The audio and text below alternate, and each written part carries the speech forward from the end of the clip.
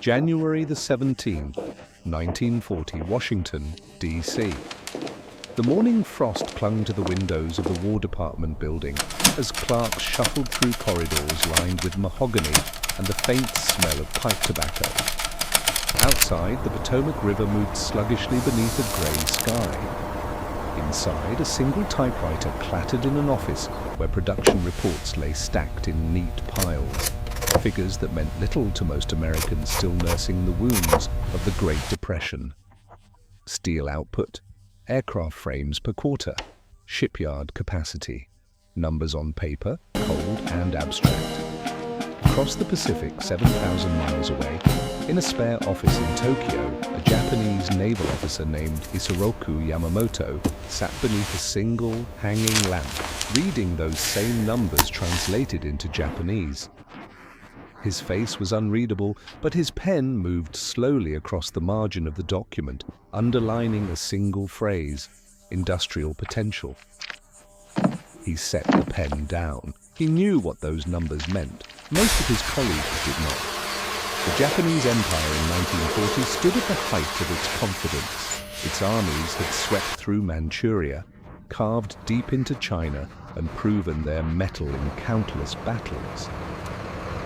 The soldiers of the Imperial Japanese Army believed in the purity of spirit, the power of Bushido, the unshakable will that could overcome any material disadvantage. They had been told that the Americans were soft, distracted by wealth and luxury, lacking the discipline and sacrifice necessary for total war. It was a belief rooted in ideology, in cultural superiority, in the conviction that a people who valued comfort could never endure true hardship. The militarists in Tokyo spoke of the United States as a giant with feet of clay, vast in size perhaps, but spiritually hollow. They saw a nation divided by labor strikes, crippled by economic malaise, populated by immigrants with no unified national identity. War, they believed, would expose this weakness. A sharp, decisive blow would shatter American resolve. The Pacific would belong to Japan. But there were others, men like Yamamoto, who had studied at Harvard, who had traveled through Detroit and Pittsburgh, who had seen the assembly lines and the smokestacks and the endless flow of automobiles and consumer goods pouring from American factories. These men understood something that ideology refused to acknowledge. They had seen the infrastructure. They had walked through the industrial heartland and witnessed a productive capacity that dwarfed anything Japan could hope to match. Yamamoto himself had warned his superiors he could run wild for 6 months, perhaps a year. But after that, the industrial might of the United States would grind Japan into dust. His words were noted, filed away, and largely ignored. The decision for war had already been made in the hearts of men who believed that willpower could triumph over steel. December 7, 1941, Pearl Harbor. The strike was brilliant, devastating, tactical, flawless. American battleships burned in the harbor, black smoke rising into the Hawaiian sky. In Tokyo, there was jubilation. The sleeping giant had been bloodied. Across the home islands, citizens celebrated what seemed to be a confirmation of everything they had been told. That Japanese superiority, Japanese spirit, would carry the day. For a brief moment, it appeared the militarists had been right. But in the weeks and months that followed, as Japanese forces swept across the Pacific, capturing the Philippines, Malaya, Singapore, the Dutch East Indies, something began to gnaw at the confidence of those commanders who had studied their enemy more carefully. Reports came back from intelligence officers, from naval reconnaissance, from prisoners of war. And what they described defied expectation. By the spring of 1942, Japanese commanders began to notice something in the wreckage of battle. American equipment, even when destroyed, told a story. The sheer quantity of it was staggering. Ships that had been sunk were replaced within months. Aircraft lost in combat reappeared in greater numbers. Ammunition, fuel, spare parts, all of it flowed in seemingly inexhaustible supply. In the jungles of Guadalcanal, Japanese soldiers starving on handfuls of rice watched as American forces unloaded crates of food, medicine, ammunition, all delivered with a logistical precision that seemed almost casual. One Japanese officer captured later in the war would describe his astonishment at discovering an American supply depot on a captured airfield. Inside were not just weapons and fuel, but cases of Coca-Cola, cartons of cigarettes, canned peaches, chocolate bars. He had expected an enemy running on the edge of deprivation, tightening belts as Japan had been forced to do. Instead, he found an army that ate better in the field than most Japanese civilians ate at home. The symbolic weight of that abundance began to settle on the Japanese command like a slow, creeping dread. It was not just that America had more, it was the nature of what they had. The industrial machine that produced tanks and bombers also produced refrigerators and radios. The same supply chain that delivered artillery shells to the front delivered ice cream to soldiers in the Pacific heat. This was not the output of a nation fully mobilized and straining under wartime sacrifice. This was a nation producing at a fraction of its capacity and still overwhelming its enemies. Japanese intelligence officers compiled reports trying to quantify what they were seeing. American factories were operating on single shifts when they could run 24 hours a day. Automobile plants had been converted to tank production, but the conversion had taken mere months, not years. Shipyards that had been idle during the Depression now launched a new vessel every few days. Liberty ships, crude and utilitarian, rolled off the lines in weeks. Essex-class carriers, massive floating cities of steel, were commissioned faster than Japan could build destroyers. Admiral Yamamoto, who had warned of this very scenario, watched the reports with grim resignation. By mid-1942, after the Battle of Midway, the illusion of Japanese invincibility had shattered. 4 irreplaceable aircraft carriers lost in a single day, pilots who had trained for years gone in minutes. And what did America lose? Ships, yes. Men, yes. But within a year, the losses were replaced, and the replacements kept coming. Yamamoto confided to a colleague that Japan had awakened a sleeping giant and filled him with a terrible resolve. It was the closest he ever came to admitting that the war was already lost. He knew the numbers. He had always known. Japan's entire annual steel production was less than what the United States produced in a single month. Japan had 6 million tons of merchant shipping at the start of the war. America would build over 50 million tons during the conflict. These were not numbers that could be overcome by courage or tactical brilliance. These were the cold mathematics of industrial annihilation. Other commanders, less prescient than Yamamoto, came to the realization more slowly, but with no less horror. General Tadamichi Kuribayashi, tasked with defending Iwo Jima, wrote letters home describing his certainty that Japan would lose the war. He had visited the United States before the conflict, had seen the factories, the highways, the boundless energy of a continent harnessed to productivity.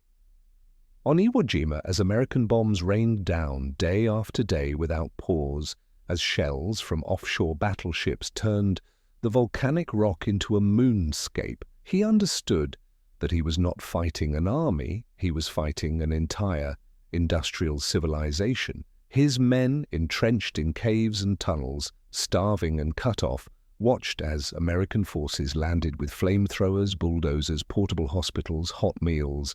The contrast was so stark it became almost surreal. Japanese soldiers were dying of malnutrition. American soldiers were complaining about the quality of their rations. The symbolic power of American abundance was not lost on those who survived to reflect on it. In prisoner of war camps, Japanese officers were stunned by the conditions. They were given medical care, adequate food, shelter. Many had expected execution or brutal treatment in line with how they had been told Americans behaved. Instead, they encountered a bureaucratic efficiency that processed them, fed them, and sometimes even allowed them to work for small wages. One officer, interviewed after the war, described his bewilderment at being handed a candy bar by an American guard. It was not a gesture of kindness necessarily, it was simply standard issue. But to a man who had not tasted sugar in months, who had watched his comrades die of starvation, that candy bar was a revelation. It represented a nation so wealthy, so productive, that it could afford to feed even its enemies. The industrial capacity that Japanese commanders had, underestimated, was not merely a matter of raw numbers, though the numbers were overwhelming. It was a reflection of a fundamentally different kind of society. Japan's economy had been organized around scarcity, discipline, and sacrifice. Every resource was rationed, every ounce of production directed toward the war effort. The Japanese people endured immense hardship, ate sweet potatoes instead of rice, melted down temple bells to make bullets. And still, it was not enough. America, by contrast, had built its economy on the assumption of abundance. Its factories were designed for mass production, its logistics for continental distribution, its workforce for high output with high wages. When war came, the machines simply shifted gears. The assembly lines that made cars made tanks, the shipyards that made freighters made warships. The farms that fed a nation of 130 million fed that nation, and an army overseas, and half the Allied powers besides. This was not the result of wartime improvisation. This was the peacetime economy at war, and it was unstoppable. By 1944, Japanese commanders were writing reports that read less like military assessments and more like confessions of despair. Vice Admiral Takejiro Onishi, architect of the kamikaze strategy, spoke privately of the futility of conventional resistance. The kamikazes were not a sign of strength but of desperation, a final, bloody acknowledgement that Japan could not match American production, could not replace losses, could not win a war of attrition. Every plane lost by Japan was gone forever. Every plane lost by America was back in the sky within weeks, often flown by a better trained pilot. The arithmetic was inexorable. Japanese commanders began to speak not of victory, but of honor, of dying well, of making the enemy pay a high enough price that surrender terms might be more favorable. It was the language of a defeated nation that had not yet admitted defeat. The recurring image, the symbol that haunted the Japanese command, was the aircraft carrier. At the start of the war, Japan and the United States had roughly comparable carrier forces. By the end of 1943, Japan had lost most of its fleet carriers and could not build more. America had over 100 carriers in service or under construction. They appeared like a plague dotting the Pacific, each one a floating city with more aircraft than some nations possessed in total. Japanese pilots, undertrained and flying outdated planes, threw themselves at these steel leviathans knowing they would not return. American pilots flew from those decks in formations so large they blotted out the sun. The carriers were more than weapons, they were statements.